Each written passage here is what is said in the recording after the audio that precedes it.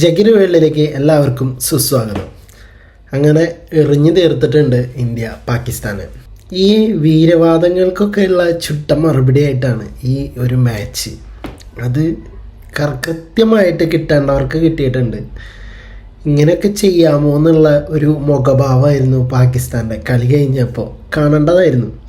ഹസ്തദാനം കൊടുക്കേണ്ട ആവശ്യമൊന്നുമില്ല, വേണമെങ്കിൽ കൊടുത്താൽ മതി. ഇന്ത്യ പാകിസ്ഥാൻ മാച്ച് വരുമ്പോൾ അതിൽ ഇന്ത്യ ജയിക്കുമ്പോൾ കിട്ടുന്നൊരു സന്തോഷം വേറെ എന്ത് തന്നെ ചെയ്താലും കിട്ടില്ല.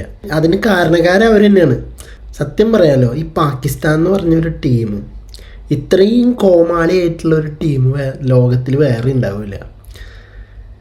ഇപ്പം ബംഗ്ലാദേശുകാരിരുന്ന് ചെറുക്കുന്നുണ്ടാവും. ബംഗ്ലാദേശ് പറഞ്ഞിട്ടുണ്ടാവും, ഞാൻ അപ്പോഴേ പറഞ്ഞതാ പോവണ്ട പിന്നെയും പോയി നാണവും കെട്ട് നാറി വന്നപ്പോൾ സമാധാനമായില്ലേ എന്നാവും പറയണ്ടാവുക.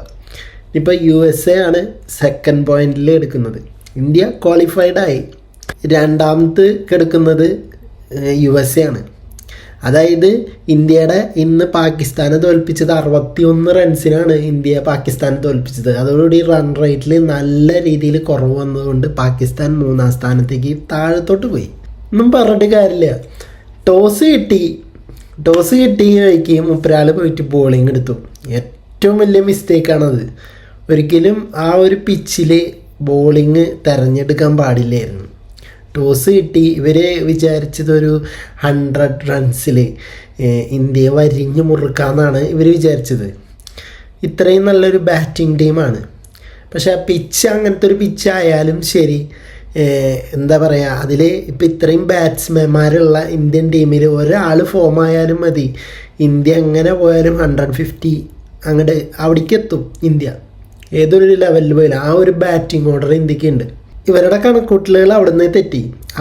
ഇവർ പഠിച്ചു വന്നത് അഭിഷേക് ശർമ്മേനെയാന്ന് തോന്നുന്നു. പക്ഷെ അവിടെ നിന്ന് കത്തി കയറിയത് ഇഷാൻ കിഷനാണ്.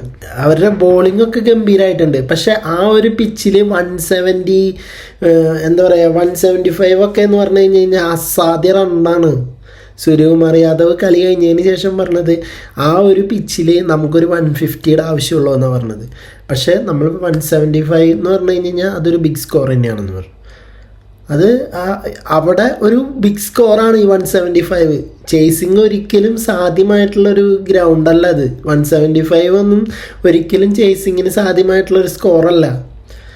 ഇവർക്ക് ടോസ് കിട്ടി ഇവർ ആദ്യം ബാറ്റിംഗ് തിരഞ്ഞെടുക്കേണ്ടതായിരുന്നു, ഇവരിൽ ഇത്രയും സ്പിന്നേഴ്സ് ഉള്ള സ്ഥിതിക്ക്. പക്ഷെ ഇവർക്ക് കാണിച്ചത് മണ്ടത്തരായിപ്പോയി. പക്ഷേ ഇതിൽ ഒരാളെ സമ്മതിച്ചു കൊടുത്തേ പറ്റുള്ളൂ, ഇഷാൻ കിഷൻ. ഒരു രക്ഷ ഉണ്ടായിരുന്നില്ല കേട്ടോ. എന്താണെന്ന് വെച്ച് കഴിഞ്ഞാൽ ഇന്ത്യയും പാകിസ്ഥാനും ഒരുപോലെ ബാറ്റ് ചെയ്യാൻ പാടുപെട്ട ഒരു ഗ്രൗണ്ട്. സൂര്യകുമാർ യാദവ് സിംഗിൾസിന് തന്നെ, അല്ലെങ്കിൽ തിലക് വർമ്മയിലെ സിംഗിളിന് തന്നെ വളരെയധികം പാടുപെട്ടിട്ടുള്ള ആ ഒരു ഗ്രൗണ്ടിൽ അമ്മാരി ഫയറായിരുന്നു ആ മനുഷ്യൻ, നിന്നടിച്ചു കൂട്ടിയായിരുന്നു.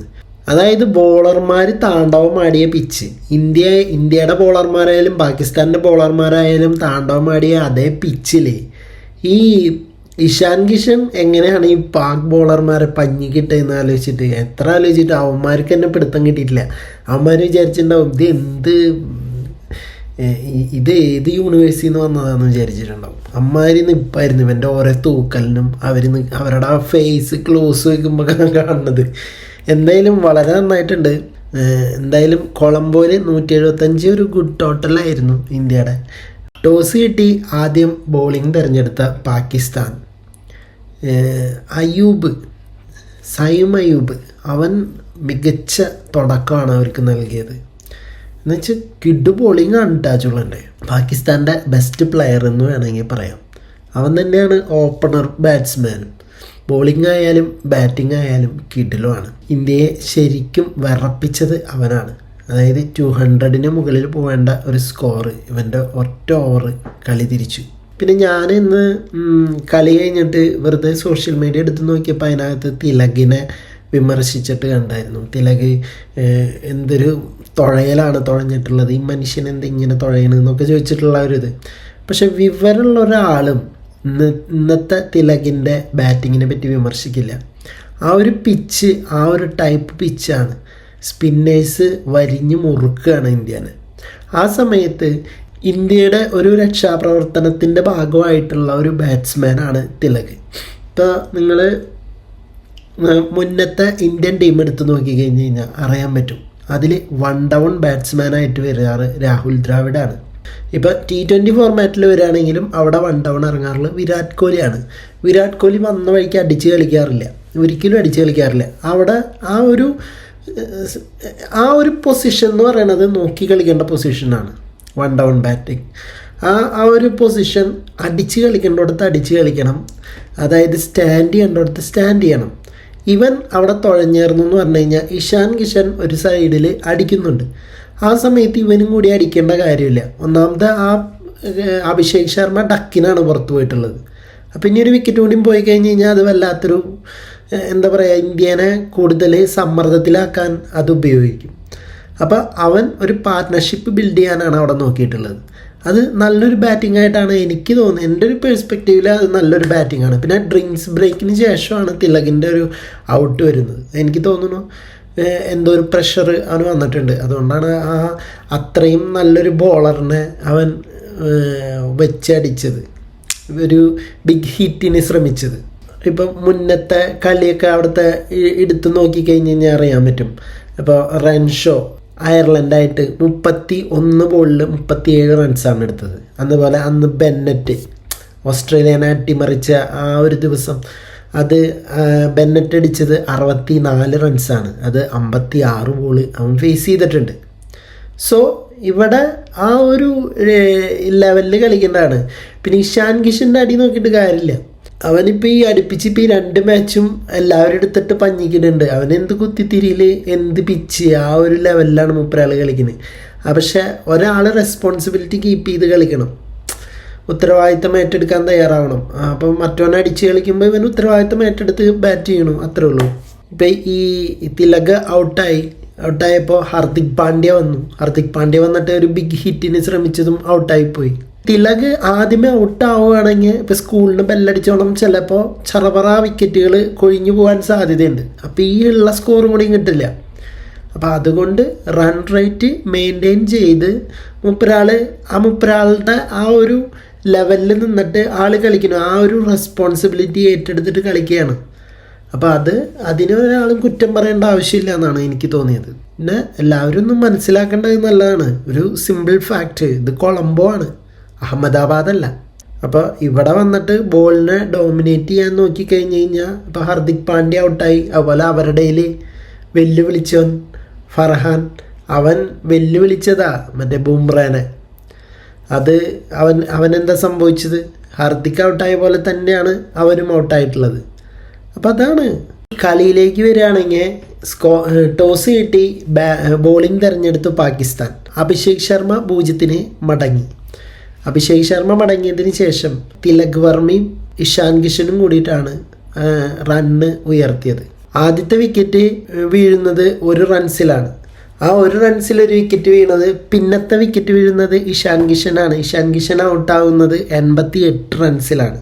ടീം ടോട്ടൽ 88 റൺസ് എത്തിയപ്പോൾ ഇവൻ ഔട്ടായി.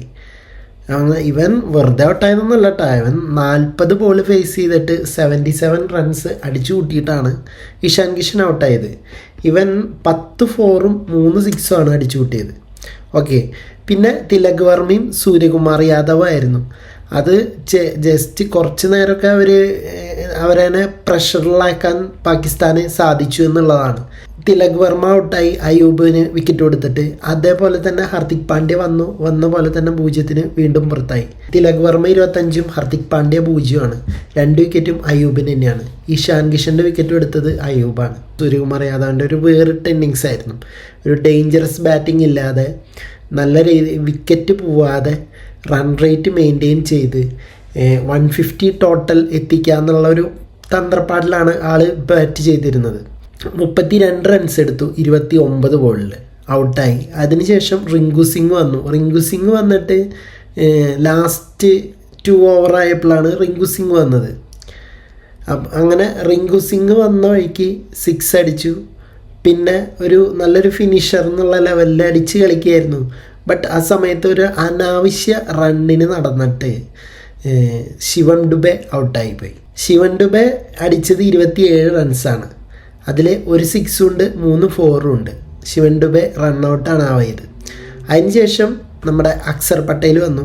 അക്സർ പട്ടേൽ അടിച്ചത് ക്യാച്ചായി. അതുപോലെ അക്സർ പട്ടേൽ 0-ന് പുറത്തായി. അങ്ങനെ ഇന്ത്യ ടോട്ടൽ 175 റൺസാണ് എടുത്തത് 7 വിക്കറ്റ് നഷ്ടത്തിൽ 20 ഓവറിൽ. 176 റണ്ണിൻ്റെ ടാർജറ്റുമായിട്ട് ഇറങ്ങിയ പാകിസ്ഥാന് തുടക്കം തന്നെ പിഴച്ചു. സ്കോർ ബോർഡിലെ അക്കൗണ്ട് ഓപ്പൺ ചെയ്യുന്നതിന് മുമ്പ് തന്നെ വിക്കറ്റ് ഒരെണ്ണം പോയി. അതായത് നമ്മുടെ ഫർഹാനാണ് പോയത്. ബുംറയെ നല്ല രീതിയിൽ വെല്ലുവിളിച്ച മനുഷ്യനാണ് അവൻ, ഫർഹാൻ. കളിക്ക് മുമ്പ് ഫർഹാൻ്റെ ഒരു വീരവാദമൊക്കെ ഉണ്ടായിരുന്നു. ഫെബ്രുവരി 15-ന് ബുംറയുടെ കരിയർ ഞാൻ അവസാനിപ്പിക്കും, അവൻ ഇനി കളിക്കില്ല എന്നുള്ള ഇതിലാണ്. അവൻ്റെ കളി ഞാൻ തീർത്തു കൊടുക്കും എന്നുള്ള രീതിയിൽ അവൻ വെല്ലുവിളിച്ചതാണ്. പക്ഷേ ബുംറ വരുന്നതിന് മുമ്പ് തന്നെ ഹർദിക് പാണ്ഡ്യയ്ക്ക് വിക്കറ്റ് കൊടുത്തിട്ട് ഇവൻ മടങ്ങി. 0-ന് മടക്കിയത് ഡക്ക്. അങ്ങനെ ഫസ്റ്റ് ഓവർ ഇന്ത്യക്ക് മെയ്ഡിനും ഒരു വിക്കറ്റും കിട്ടി ഹർദിക് പാണ്ഡ്യയുടെ. പിന്നത്തെ ഓവർ എറിയാൻ വന്നത് ബുംറയാണ്. ബുംറയ്ക്കും കിട്ടി 2 വിക്കറ്റ്. അതായത് ഒന്ന് അയ്യൂബിൻ്റെ വിക്കറ്റാണ് കിട്ടിയത്. അയ്യൂബ് ഒരു 6 അടിച്ചിട്ടുണ്ടായിരുന്നു. പിന്നെ ആളുടെ വിക്കറ്റ് കിട്ടി ബുംറയ്ക്ക്. അതിനുശേഷം അവരുടെ ക്യാപ്റ്റൻ സൽമാൻ അവൻ വന്ന് 4 റൺസ് എടുത്ത് അവനും ഔട്ടായി. അങ്ങനെ ബുംറയ്ക്ക് ആ ഓവറിൽ 2 വിക്കറ്റ് കിട്ടി. അങ്ങനെ പാകിസ്ഥാൻ 13-ന് 3 എന്ന നിലയിൽ കൂപ്പുകുത്തി. അതിനിടയിൽ റമീസ് രാജ വിളിച്ചു പറയുന്നുണ്ടായിരുന്നു, ഈ ഒരു ഘട്ടത്തിൽ നമ്മളെ ബാബർ അസമാണ് കളിക്കേണ്ടത്. ഇവിടെ അവൻ്റെ ഒരു ഗെയിമാണ് ഈ ഒരു ഘട്ടത്തിൽ പുറത്തെടുക്കേണ്ട ഒരു ഗെയിം ഇന്ത്യക്കെതിരെ. ഫുൾ റെസ്പോൺസിബിലിറ്റി ഏറ്റെടുത്ത് പാകിസ്ഥാനെ ജയിപ്പിക്കാൻ കഴിവുള്ള ഒരു ഇന്നിങ്സ് ഇവിടെ ബാബർ അസം കാഴ്ചവെക്കും എന്നുള്ള രീതിയിലൊക്കെ അടിച്ചു വിട്ടുണ്ടായിരുന്നു റമീസ് രാജ. പക്ഷേ റമീസ് രാജ ആ ഒരു സംഭവം പറഞ്ഞു തീരുമ്പോഴേക്കും ബാബർ അസം തിരിച്ച് പവലിയനിലെത്തിയിട്ടുണ്ട്. 5 റൺസ് മാത്രമാണ് ബാബർ അസം എടുത്തത്. അക്സർ പട്ടേലിൻ്റെ ഓവറിൽ കുറ്റി തെറിച്ച് പോവുകയാണ് ചെയ്തത്, ബൗൾഡായി. പിന്നെ ഉസ്മാനാണ് കുറച്ചെങ്കിലും നിന്ന് പയറ്റിയത്. 44 റൺസ് എടുത്തു 34 ബോളിൽ. 6 4-ഉം 1 6-ഉം ഉൾപ്പെട്ട ഒരു ഇന്നിങ്സ് ആയിരുന്നു. പിന്നെ ഷതബ് ഖാൻ 14 റൺസ് 15 ബോളിൽ. പിന്നെ നവാസ് വന്നിട്ട് 4 റൺസ് ആണ് എടുത്തത്. ഫഹീം അഷ്റഫ് 10 റൺസും ഷഹീൻ അഫ്രീദി ഒരു ബോളറാണ്, ആള് 23 റൺസുമാണ് എടുത്തത്. പിന്നൊക്കെ ചടങ്ങായിരുന്നു ബാക്കി പാകിസ്ഥാൻ്റെ. അങ്ങനെ 114 റൺസിന് ഓൾ ഔട്ടായി. അഹമ്മദ് 0-ന് ഔട്ടായി. അബ്രാർ വന്നിട്ട് 0-ന് പോയി. പിന്നെ താരിഖും 0-ന് ഔട്ടായി. റിങ്കു സിംഗ് ഒഴിച്ച് ബാക്കിയുള്ള എറിഞ്ഞ എല്ലാവർക്കും വിക്കറ്റ് കിട്ടിയിട്ടുണ്ട്. പാർട്ട് ടൈം ബോളറായി വന്ന തിലക് വർമ്മയ്ക്കടക്കം വിക്കറ്റ് വീണിട്ടുണ്ടെന്ന്. ഓക്കെ, നമുക്ക് നോക്കാം സ്കോർ കാർഡ്. ഹർദിക് പാണ്ഡ്യ 3 ഓവറിൽ 16 റൺസ് വഴങ്ങിയിട്ട് 2 വിക്കറ്റ് വീഴ്ത്തി. ജസ്പ്രീത് ബുംറ 2 ഓവറിൽ 17 റൺസ് വഴങ്ങി 2 വിക്കറ്റ് വീഴ്ത്തി. അക്സർ പട്ടേൽ 4 ഓവറിൽ 29 റൺസ് വഴങ്ങി 2 വിക്കറ്റും. വരുൺ ചക്രവർത്തി 3 ഓവറിൽ 17 റൺസിന് 2 വിക്കറ്റും. കുൽദീപ് യാദവ് 3 ഓവറിൽ 14 റൺസിന് 1 വിക്കറ്റും. തിലക് വർമ്മ 2 ഓവറിൽ 11 റൺസിന് 1 വിക്കറ്റും വീഴ്ത്തി. റിങ്കു സിംഗ് 1 ഓവർ എറിഞ്ഞു 9 റൺസ് കിട്ടി, വിക്കറ്റൊന്നും കിട്ടിയില്ല. ഓക്കെ, അപ്പോൾ ഇവരുടെ വിക്കറ്റ് വീഴ്ച എന്ന് പറഞ്ഞു കഴിഞ്ഞാൽ 0-ന് 1 വിക്കറ്റ് പോയി. പിന്നെ 6 റൺസിന് 2ാമത്തെ വിക്കറ്റ് പോയി. 13 റൺസിന് 3ാമത്തെ വിക്കറ്റും. 34 റൺസിന് 4 വിക്കറ്റും. 73 റൺസിന് 5 വിക്കറ്റും. 78-ന് 6-ഉം 78-ന് 7-ഉം 97-ന് 8-ഉം 97-ന് 9-ഉം. ഞാൻ വിചാരിച്ചു 100 കടക്കില്ലാന്ന്. ഈ ഷൈൻ അഫ്രീദിയുടെ ഒരു ഇന്നിങ്സ് ഇല്ലായിരുന്നെങ്കിൽ ഇത് 100 കടക്കില്ലായിരുന്നു പാകിസ്ഥാൻ. ഓക്കെ, 114-ന് അങ്ങനെ ഓൾ ഔട്ട് ആവുകയാണ് ചെയ്തത്. അപ്പോൾ ഇതോടുകൂടി പാകിസ്ഥാന് ഒരു പിടി ആശ്വാസം കിട്ടിയിട്ടുണ്ടാവുമെന്ന് വിചാരിക്കുന്നു. നമീബിയുമായിട്ടാണ് പാകിസ്ഥാന് മാച്ച് ഉള്ളത്. അതിൽ ജയിച്ചില്ലെങ്കിൽ പാകിസ്ഥാനിന് ടാറ്റ, കഥം. കളി കണ്ടിട്ടുള്ളവരാണെങ്കിൽ നിങ്ങളുടെ അഭിപ്രായങ്ങൾ താഴെ കമൻറ്റ് ബോക്സിൽ രേഖപ്പെടുത്താം. പോയി വരാം അടുത്തൊരു വീഡിയോയുമായിട്ട്.